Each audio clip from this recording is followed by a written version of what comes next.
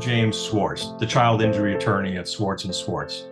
My goal is to provide guidance and tips to parents and caregivers who are seeking justice on behalf of their injured children.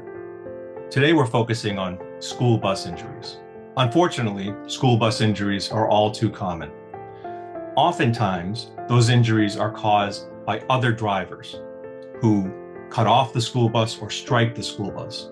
In those instances, the claims are pursued much like any automobile case would be pursued.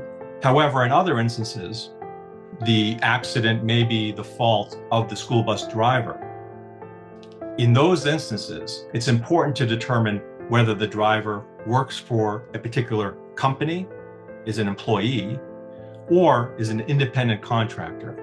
Because depending on the answers to those questions, there are different types of claims that can be pursued and also different types of insurance that will be available. Finally, another type of claim that can be pursued in these types of cases involves product defect. So, for example, whether it's an engine or brake failure on the bus, or a seat belt, or other piece of equipment, those types of defects can and do cause injuries to children.